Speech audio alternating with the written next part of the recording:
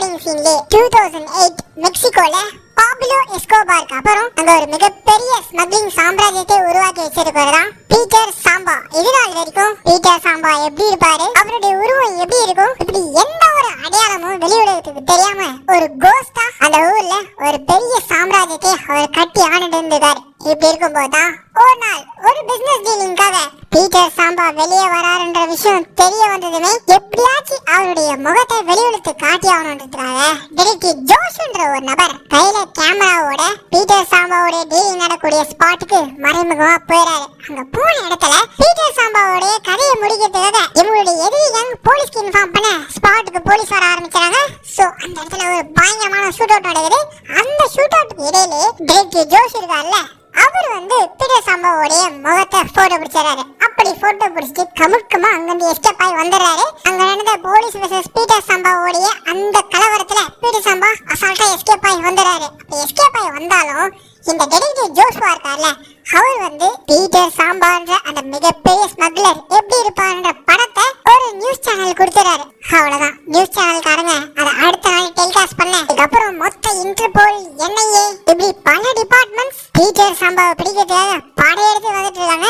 இதுக்கு மேல இந்த நாட்டுல இருந்தா நமக்கு தான் பிரச்சனைன்ற மாதிரி பீட்டர் சாம்பா தன்னுடைய சாம்ராஜ்யத்தை இழந்துட்டு அந்த மெக்சிகோ விட்டு இந்தியால இருக்க கேரளால செட்டில் ஆயிடுறாரு. அப்படியே தான் அங்கிருந்து தப்பிச்சு வந்தாலும் பீட்டர் சாம்பாவுக்குள்ள தன்னை போட்டோ எடுத்து ரிலீஸ் பண்ண அந்த டிடெக்டிவ் ஜோஷ்வா அவனுடைய கதையை முடிக்காம விட மாட்டேன் அப்படின்ற மாதிரி ஒரு பக்கம் ரிவெஞ்ச் எடுக்கிறதுக்காகவும் தான் கேரளாக்கு செட்டில் ஆயிருக்காரு. ஏன்னா இவரை போட்டோ எடுத்து பிரஸுக்கு ரிலீஸ் பண்ண அந்த டிடெக்டிவ் ஜோஷ்வா கேரளாவை சேர்ந்தவன்ற விஷயம் தெரிய வந்திருக்கு. எப்படியாச்சும் அவனையும் கண்டுபிடிச்சி அவன் கதையை முடிக்கிறதுக்காக தான் அந்த பீட்டர் சாம்பா இங்க வந்திருக்காப்ல. இப்படி ஒரு பெரிய சம்பவம் பண்ணிட்டு டிடெக்டிவ் ஜோஷ்வாவும் மெக்சிகோ விட்டு கேரளாக்கு தான் ஃபேமிலியோட செட்டில் ஆயிடுறாரு. இப்ப கரண்டா இந்த டிடெக்டிவ் ஜோஷ்வாக்கு ஒரு பையன் இருக்கான். அவனோட பேர் தான் டோனி ஜோஷ்வா. அப்பாவோட டிடெக்டிவ் ஏஜென்சியை டோட்டலா இப்ப நம்ம ஹீரோ தான் டேக் ஓவர் பண்ணி அந்த ஊர்லயே ஒரு டிடெக்டிவா வளம் வந்துட்டு இருக்கான்.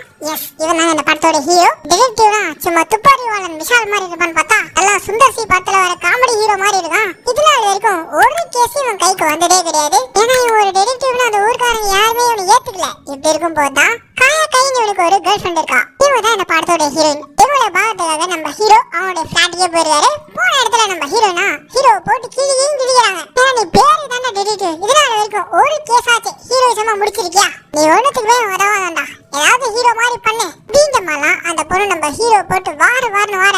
ஹீரோயின் இருக்க அதே அபார்ட்மெண்ட்ல தில்ராஜ்ன்ற ஒரு நபர் தான் மனைவியோட வாழ்ந்துட்டு இருக்காரு. இந்த தில்ராஜ்ன்ற அந்த கேரக்டர்ல இந்த படத்துல ஒரு முக்கியமான கேரக்டருங்க. இந்த தில்ராஜோட மனைவி இருக்காங்களே, இவங்க தில்ராஜை போட்டு டார்ச்சர் பண்ணாத நாளே கிடையாது. வீட்டுல இருக்க எல்லா வேலையுமே இந்த தில்ராஜோடைய மனைவி தில்ராஜை தான் பண்ண வைப்பாங்க. தில்ராஜோடைய மனைவி ஒரு டாக ரொம்ப நாளா வளர்த்துட்டு இருக்காங்க. அந்த நாயை குளிப்பாட்டி வருது, வாக்கிங் கூட்டு போறது, இப்படி எல்லா வேலையுமே நம்ம தில்ராஜ் தான் பாத்துட்டு இருக்காரு. இப்படி போயிட்டு இருக்கும் போதுதான் அன்னைக்கு நைட் இவங்க வீட்டோட டாக் காணும். அவ்வளவுதான், தில்ராஜோடைய மனைவி கொந்தளிச்சிடறாங்க. உங்க வீட்டுல அவங்க ஹஸ்பண்ட் போட்டு கிழிச்சிட்டு என் டாக் எங்க போச்சு அப்படிங்கிற மாதிரி அவங்க ஒரு பக்கம் சண்டை போட்டுட்டு இருக்க.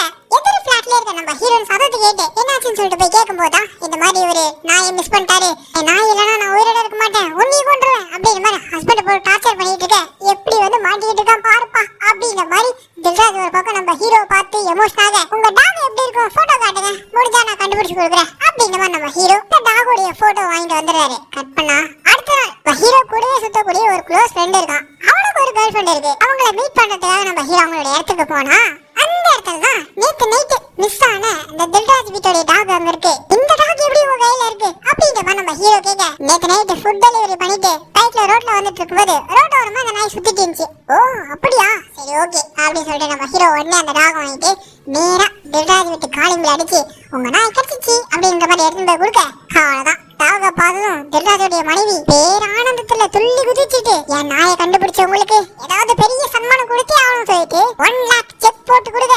ஒரு நாய் கண்டுபிடிச்சதுக்கு 1 லட்சம் ரூபாவா அப்படியேவா நம்ம ஹீரோ அப்படியே அதை கமுக்கமா வாங்கிட்டு அடே இதுவே நல்ல பிசினஸா இருக்கு, இன்னிலிருந்து நம்ம சாதா டிடெக்டிவ் கிடையாது பெட் டிடெக்டிவ் அப்படின்ற மாதிரி இங்க இருந்துதான் நம்ம ஹீரோ ஒரு பெட் டிடெக்டிவா மாறாரு. இங்க போறாங்க படத்தோட டைட்டில் ஓபன் பண்ணா நம்ம ஹீரோ ஃப்ரெண்டும் சேர்ந்துட்டு ஊரு ஃபுல்லா பேம்பட் அடிச்சு கொடுக்குறாங்க. இந்த மாதிரி நீங்க யாரெல்லாம் செல்ல பிராணிகள் வளர்த்துட்டு இருக்கீங்களோ, அது நாயா இருக்கட்டும், பூனையா இருக்கட்டும், ஆடா இருக்கட்டும், மாடா இருக்கட்டும், கோழியா இருக்கட்டும், எதுவா இருந்தாலும் காணாம போச்சுன்னா எங்களை அணுகுங்க, நாங்க அதை எப்படியாச்சும் 2 நாள்ல கண்டுபிடிச்சு கொடுப்போம் அப்படின்ற மாதிரி ஊர் முழுக்க போஸ்டர் அடிச்சு ஓட்டுறாப்புல. இப்படி நம்ம ஹீரோ கொஞ்சம் கொஞ்சமா ஒரு பெட் டிடெக்டிவா வளர்ந்து வந்துட்டு இருக்க ஒரு நாள் நைட் ஷிப்மெண்ட் மூலியமா யாக்கத்தலின்ற ஒரு கேங்ஸ்டர் சவுதில இருந்து கொச்சியில இருக்க தன்னோட கேர்ள் ஃப்ரெண்டுக்கு ஒரு கிஃப்ட் அனுப்புறாரு. அது சாதாரண கிஃப்டே கிடையாதுங்க.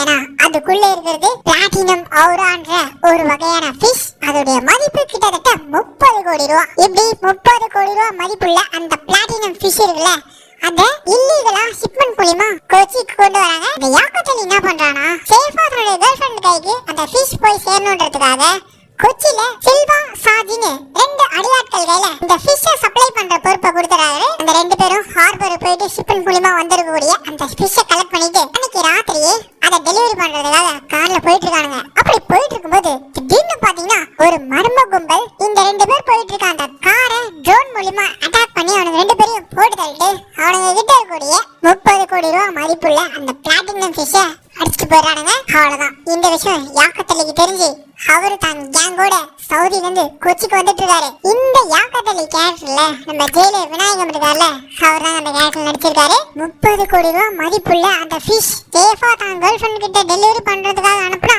நடுவுல உள்ள பூந்து எவனோ ஒருத்தர் அடிச்சுட்டு போயிட்டான். அவ்வளவுதான். அந்த கொலை காண்ட்லே அவர் இப்ப கொச்சிக்கு வந்து இறங்கி ஒரு பக்கம் சர்ச் பண்ணிட்டு இருக்காரு. இந்த சம்பவம் நடந்த அடுத்த நாள் நம்ம ஹீரோனுக்கு பர்த்டேன்றதுக்காக நம்ம ஹீரோனை பார்க்க கார் எடுத்துட்டு போயிட்டு இருக்காரு. போற வழியில இவருடைய கார் பிரேக் டவுன்ன்றதுனால ஷேர் ஆட்டோ பிடிச்சி போறாரு. அந்த ஷேர் ஆட்டோல ஸ்கூல் பசங்களெல்லாம் டிராப் பண்றதுக்காக அந்த ஆட்டோக்காரர் கூட்டு போயிட்டு இருக்காரு. அப்படி போயிட்டு இருக்க அந்த ஸ்கூல் பசங்களுக்கு மத்தியில ஒரு குட்டி பொண்ணு கையில ஒரு பாட்டில் வச்சிட்டு இருக்கா. அந்த பாட்டில ஒரே மீனா இருக்கு. இப்படி மீனும் கையுமா இருக்கக்கூடிய அந்த பொண்ணு நம்ம ஹீரோ அப்படியே பாக்குறாரு. அந்த மீனையும் நோட்டீஸ் பண்றாரு.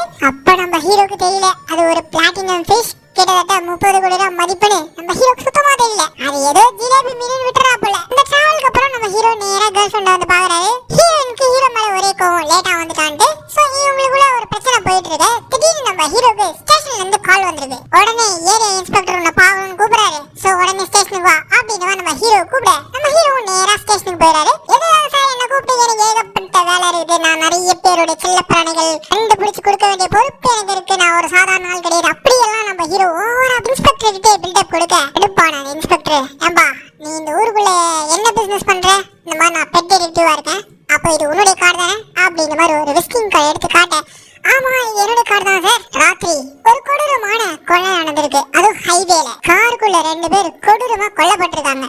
அவங்க இருந்த அந்த காருக்கு பக்கத்துல ஒரு விசிட்டிங் கார்டு கிடைச்சிச்சு. அந்த விசிட்டிங் கார்டுக்கும் அந்த கொலைக்கும் சம்பந்தம் இருக்குமா இருக்காதா அப்படின்ற மாதிரி இன்ஸ்பெக்டர் நம்ம ஹீரோ பார்த்து கேட்க, கண்டிப்பா இருக்கு சார். இன்ஃபேக்ட் அந்த விசிட்டிங் கார்டுக்கு சொந்தக்காரனே கூட கொலைகாரனா இருக்கலாம் அப்படின்ற மாதிரி நம்ம ஹீரோ ஒரு சீரியஸான டிடெக்டிவா பேச, அப்ப நீ தான் கொலை பண்ணியா அப்படின்ற மாதிரி ஹீரோட விசிட்டிங் கார்டு எடுத்து காட்டுறானுங்க. ஐயோ சார் ராத்திரியா நான் எங்கேயும் வெளில போவே, நான் என் கேர்ள் ஃப்ரெண்ட் கூட இருந்தேன் அப்படின்ற மாதிரி நம்ம ஹீரோ சமாளிக்க, இங்க பாரு என்ன பண்ணி எங்களுக்கு தெரியாது, நேற்று நைட் 2 கொலை கொடூரமா நடந்திருக்கு, அதுக்கான காரணம் என்ன எங்களுக்கு தெரியாது, ஆனா அந்த கொலை நடந்த அந்த ஸ்பாட்ல எங்களுக்கு கிடைச்ச ஒரே க்ளூ உன்னுடைய விசிட்டிங் கார்டு. சோ நீ தான் இந்த கேஸை எங்களுக்கு சால்வ் பண்ணி கொடுக்கணும் அப்படின்ற மாதிரி போலீஸ்காரங்க நம்ம ஹீரோ பார்த்து கேட்க, கான்வர்சேஷன் நடந்துட்டு இருக்கும்போது ஹெட்லைன்ஸ்ல இந்த மாதிரி சில மாசங்களாவே இந்த ஊரை சேர்ந்த சின்ன சின்ன குழந்தைங்க மிஸ் ஆகிட்டே இருக்காங்க, நேத்து ஒரு ஸ்கூல் பொண்ணு குட்டி பொண்ணு மிஸ் ஆகிருக்கா அப்படின்ற மாதிரி அந்த பொண்ணுடைய போட்டோ காட்டுறாங்க. அந்த நியூஸை நம்ம ஹீரோவும் பாக்குறாரு. அந்த பொண்ணு வேற யாரும் இல்ல, நேற்று ஹீரோனை பார்த்ததுக்காக நம்ம ஹீரோ ஷேர் ஆட்டோல போகும்போது பின்னாடி ஸ்கூல் பசங்களுக்கு மத்தியில ஒரு குட்டி பொண்ணு கையில அந்த பிளாட்டினம் ஃபிஷ் பாட்டில் வச்சிருந்தாங்களே அந்த பொண்ணு தான் மிஸ்ஸிங்ன்ற மாதிரி நியூஸ் ஓடிட்டு இருக்கு. அதை பார்த்து நம்ம ஹீரோக்கு தூக்கி வாங்கி போடுது. நான் அது நேற்று தான் நம்ம இந்த பொண்ணை பார்த்தோம், இன்னைக்கு மிஸ்ஸிங்ன்ற மாதிரி நியூஸ் ஓடிட்டு இருக்கு அப்படிங்கிற மாதிரி ஒரு மாதிரி பரபரப்பா ஆகுறாரு, டென்ஷன் ஆகுறாரு. அப்பவே நம்ம ஹீரோ முடிவு பண்ணிடுறாரு, பேசான அந்த பொண்ணை தேடி கண்டுபிடிச்சு கொடுக்கணும்னு சொல்லிட்டு இங்க இருந்து தேடுதல் வேட்டையில இறங்குறாரு. அதே ஸ்டேஷன்ல நம்ம ஹீரோவை பரம எதிரியா பார்க்கக்கூடிய ஒரு எஸ்ஐ இருக்காப்ல. இந்த எஸ்ஐக்கும் நம்ம ஹீரோக்கும் என்ன பகை இருக்குன்னா, ஸ்கூல் டேஸ்ல இருந்து இவங்க 2 பேரும் ஒன்னா படிச்சவங்க.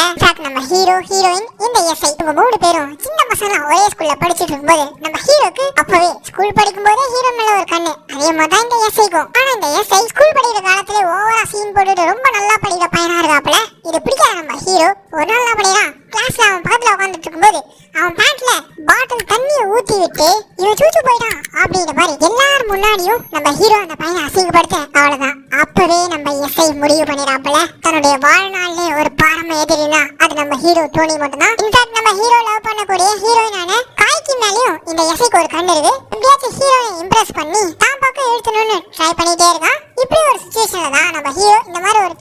மாட்டிட்டு இருக்கான்ற விஷயம் தெரிய வந்ததும் அவனை இந்த கேஸ்ல உன்னை எவிடன்ஸோட பிடிச்சி உள்ள தள்ளாம விட மாட்டேன் அப்படின்ற மாதிரி இந்த எஸ்ஐ ஒரு பக்கம் இந்த கேஸை இன்வெஸ்டிகேட் பண்ண ஆரம்பிக்க, ஒரு பக்கம் காணாம போன அந்த சின்ன பொண்ணு யார் அந்த பொண்ணை கடத்திட்டு போயிருப்பாங்க, எதுக்காக அந்த பொண்ணை கடத்தி இருக்கணும் அப்படின்ற மாதிரி அந்த கோணத்துல நம்ம ஹீரோ விசாரிக்கும் போது தான் அந்த பொண்ணு மிஸ்ஸிங் ஆனதுக்கு முக்கிய காரணமே அந்த பொண்ணு கையில இருந்த அந்த பிளாட்டினம் ஃபிஷ். அதுக்காக தான் அந்த பொண்ணு கடத்தப்பட்டிருக்கா. அதனால முதல்ல நம்ம ஹீரோ ஷேர் ஆட்டோ டிரைவரை பிடிச்சி இந்த பொண்ணுடைய வீட்டு அட்ரஸ் கண்டுபிடிச்சி அவங்க வீட்டுல போயிட்டு விசாரிக்கிறாரு. பாவம் அந்த குட்டி பொண்ணுடைய அம்மா கண் கலங்கிட்டு, நேற்று காலையில ஸ்கூலுக்கு போன பொண்ணு எங்க வீட்டுக்கு திரும்பவே இல்லை, போலீஸ்காரங்க வராங்க விசாரிக்கிறாங்க போயிடறாங்க, நீங்களாச்சும் என் பொண்ணை கண்டுபிடிச்சு கொடுப்பா அப்படின்ற மாதிரி ஹீரோ பார்த்து கேட்க, கவலையப்படாதீங்க உங்க பொண்ணை நான் கண்டிப்பா கண்டுபிடிச்சு கொடுப்பேன் அப்படின்ற மாதிரி அந்த அம்மாக்கு ஆறுதல் சொல்லிட்டு அங்கிருந்து ஒரு ஃபுல் ஃபோர்ஸோட அந்த பொண்ணை தேடிட்டு போறாரு. அப்படி தேடிட்டு போகும்போதுதான் அந்த பொண்ணு காணாம போனது காரணமே அந்த பொண்ணு கையில இருந்த அந்த பிளாட்டினம் ஃபிஷ். அதோடைய மதிப்பு கிட்டத்தட்ட 30 கோடி. அந்த பிளாட்டினம் ஃபிஷ் பாட்டில் எப்படி ஆட்டோல இருந்த அந்த சின்ன பொண்ணுடைய கைக்கு வந்திருக்குன்னா, நடுவுல ஒரு டோல்கேட் கிராஸ் ஆகிறப்போ மக்புல்ன்ற ஒருத்தன் தான் இந்த ஆட்டோக்காரங்களை கொடுத்து நீ சேஃபா எடுத்துட்டு போயிருந்த மாதிரி கொடுத்துருக்கான். அந்த ஆட்டோக்காரன் போலீஸ் பார்த்தா சந்தேகப்படக்கூடாதுன்றதுக்காக பின்னாடி ஸ்கூல் யூனிஃபார்ம்ல வந்துட்டு இந்த பொண்ணு கையில கொடுத்து இதை வச்சுக்கோமா நான் அப்புறம் வாங்கிக்கிறேன் அப்படின்னு மாதிரி அந்த பொண்ணு கையில கொடுத்துருக்காரு. இந்த விஷயம் எல்லாம் நம்ம ஹீரோக்கு அந்த ஷேர் ஆட்டோ டிரைவர் மூலமா தெரிய வர, ஷேர் ஆட்டோ டிரைவர் கொடுத்த க்ளூ படி மக்புல்ன்றவன் தான் அந்த பாட்டில கொடுத்துருக்கான். அவனை போய் பிடிச்சு விசாரிக்கும் போது தான் அவனே ஒரு பெரிய கேங்ஸ்டர் தான் வேலை பார்த்துட்டு இருக்கான். அந்த கேங்ஸ்டர் ஒரு தமிழ்காரன். இந்த கேங்ஸ்டர் யாருக்காக வேலை பார்க்கறானா, ஆரம்பத்துல சவுதில இருந்து அந்த ஃபிஷ் கொடுத்தானப்ப யாக்கித் அலி அவருக்காக தான் இவன் கமிஷனுக்கு வேலை பார்க்கறான். ஆனா அந்த தமிழ் கேங்ஸ்டருக்கு கூடவே இருந்து இந்த டெலிவரி பண்ற வேலையை தான் இந்த மக்பால் பண்ணிட்டு இருந்திருக்கான். அவன் தான் டபுள் கேம் ஆடி அந்த ஃபிஷ் நம்ம ஆட்டையை போட்டுலாம் அப்படின்ற மாதிரி பிளான போட்டு ஷிப்மெண்ட் அன்னைக்கு நைட் கொச்சிக்குள்ள வந்ததுமே சில்வா அண்ட் ஷாஜி இவங்க 2 பேர் தானே அந்த ஃபிஷ் பாட்டில டெலிவரி வாங்கிட்டு போனானுங்க. நைட்டோட நைட்டா அவனுங்களை கொண்டுட்டு அந்த பாட்டில இந்த முக்பால் தான் தூக்கிட்டு வந்திருக்கான். அப்படி தூக்கிட்டு வந்ததும் தன்னுடைய ஓனருக்கு சந்தேகம் வரக்கூடாதுன்றதுக்காக தான் தன்னுடைய இடத்துல இருந்த ஆபத்துன்னு சொல்லிட்டு எனக்கு தெரிஞ்ச இந்த ஆட்டோ டிரைவர் கிட்ட டோல்கேட்ல வச்சு கொடுத்துருக்கான். ஆட்டோ டிரைவர் மூலமா அந்த குட்டி பாப்பா கைக்கு அந்த ஃபிஷ் பாட்டில் வந்திருக்கு. சோ இதெல்லாம் நம்ம ஹீரோ கண்டுபிடிச்சறான். எல்லாம் சரி, ஆனா 30 கோடி ரூபாய் மதிப்பு கொண்ட அந்த ஃபிஷ் எதுக்காக இங்க கொச்சிக்கு வரணும், யார் கைக்கு அது போகுது?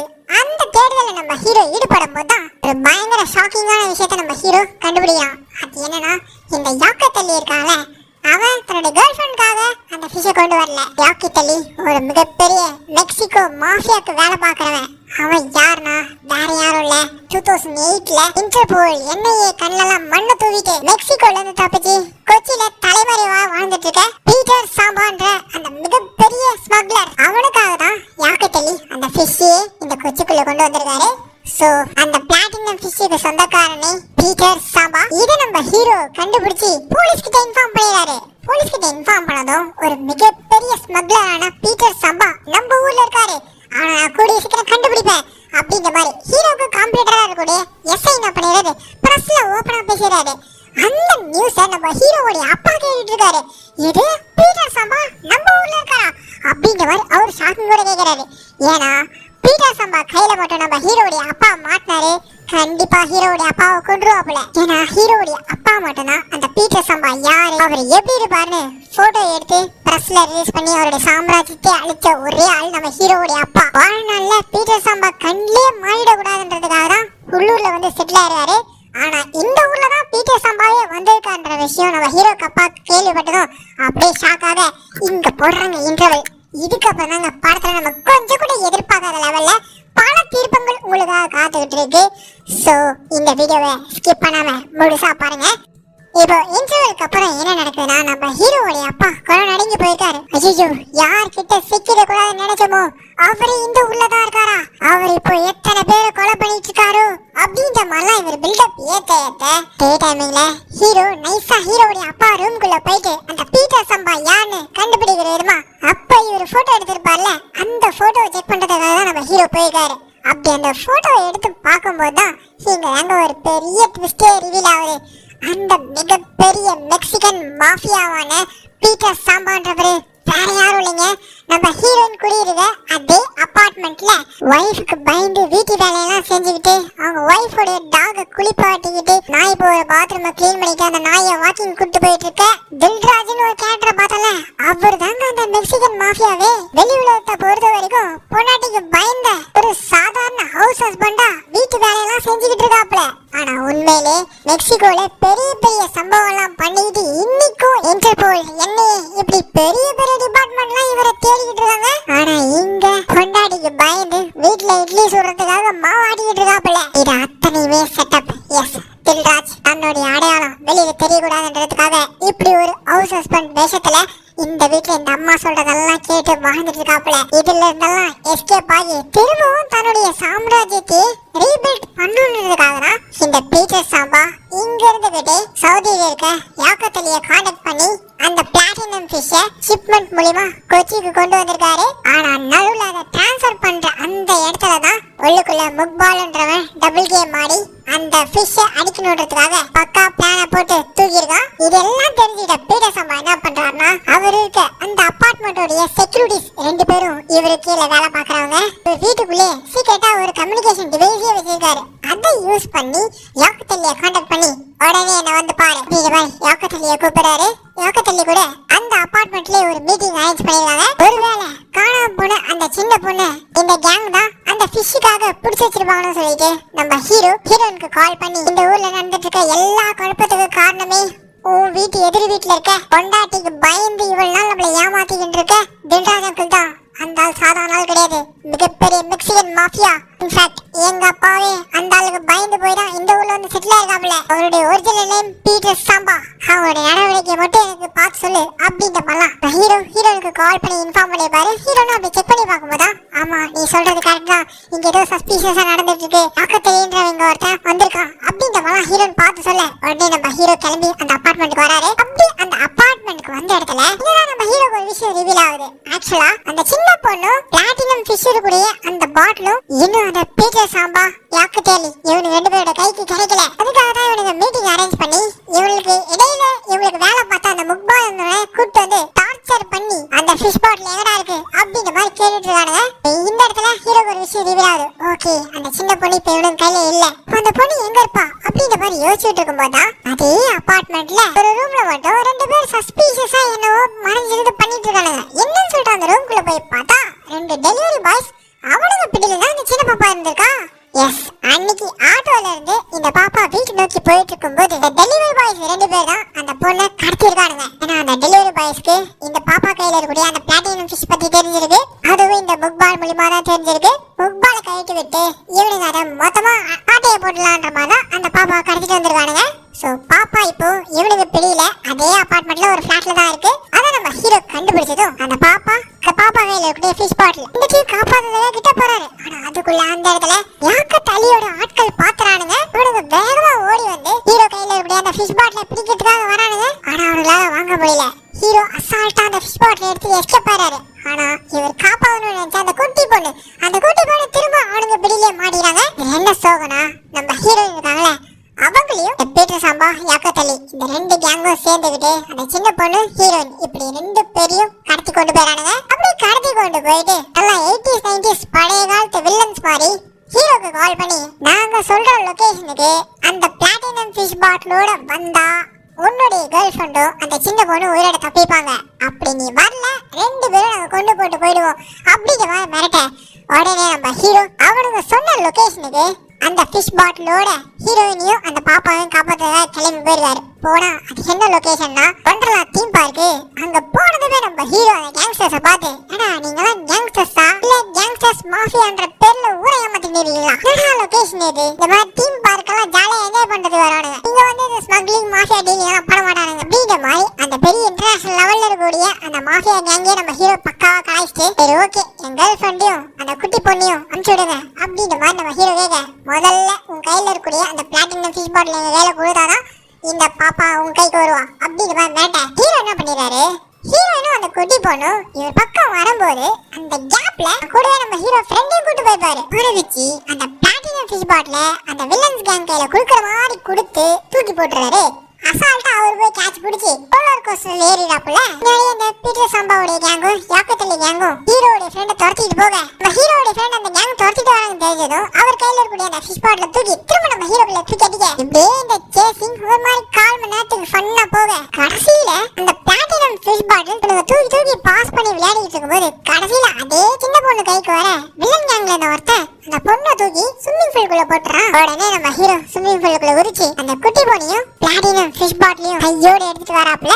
அதே டைம்ல நம்ம ஹீரோ ஃபாலோ பண்ணிக்கிட்டே இருக்கக்கூடிய சின்ன வயசு எதிரியான இந்த எஸ்ஐ இருக்காங்க, அவன் மாறு வேஷத்துல அந்த தீம் பார்க்க வந்து ரெண்டு மிகப்பெரிய இன்டர்நேஷனல் மாஃபியாவே பிடிச்ச பேர் தனக்கு தான் வரணுன்ற மாதிரி வழக்கம் போல படத்துடைய கடைசியில போலீஸ்காரங்க என்ட்ரி கொடுக்குற மாதிரி இவரும் தான் டிபார்ட்மெண்ட் ஆளுங்களோட என்ட்ரி கொடுத்து யாக்கத்தள்ளி கேங்க சுத்து போடுறாரு. அந்த டைமும் இந்த பீட்டர் சாம்பா மட்டும் போலீஸ் கையில பிடிபடாம எஸ்கேப் ஆறாரு. கடைசியா நம்ம ஹீரோ மிஸ் ஆன அந்த சின்ன பொண்ணை சேஃபா செக்யூர் பண்ணி அவங்க அப்பா அம்மா கிட்ட போய் ஒப்படைச்சிடறாரு. ஆனா கடைசி வரைக்கும் அந்த 30 கோடி ரூபாய் மதிப்பு கொண்ட பிளாட்டினம் ஃபிஷ் அது எங்க போச்சு, அது யாருக்கு போச்சு, அதை இன்னும் ரிவீல் பண்ணவே இல்லை.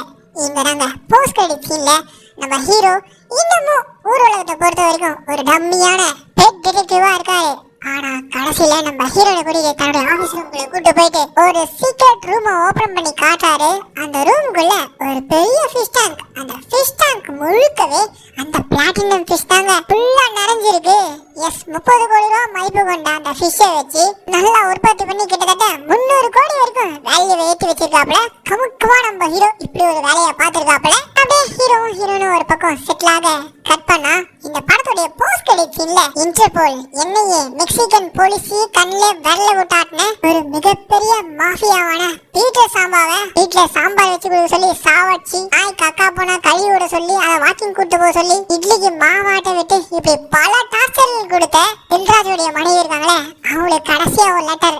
அந்த லெட்டர்ல பீட்டர் சாம்பா நேரடியா அவருடைய மனைவிக்கு இங்க பார், திரும்ப நான் வருவேன், அது எதுக்காகனா ஹஸ்பண்ட்னு கூட பார்க்காம என்னெல்லாம் டார்ச்சர் பண்ணியோ அதுக்கெல்லாம் சேர்த்து உன்னை பழி வாங்கறதுக்காகவே நான் வருவேன், அது வரைக்கும் நீ உயிரோடு அப்படின்ற மாதிரி தில்ராஜ் என்கிற பீட்டர் சாம்பா அவருடைய மனைவிக்கு ஒரு மிரட்டல் கடிதத்தை எழுதி வச்சுட்டு தலைமறைவா இருக்காருன்ற மாதிரி அப்படியே படத்தை முடிக்கிறார்.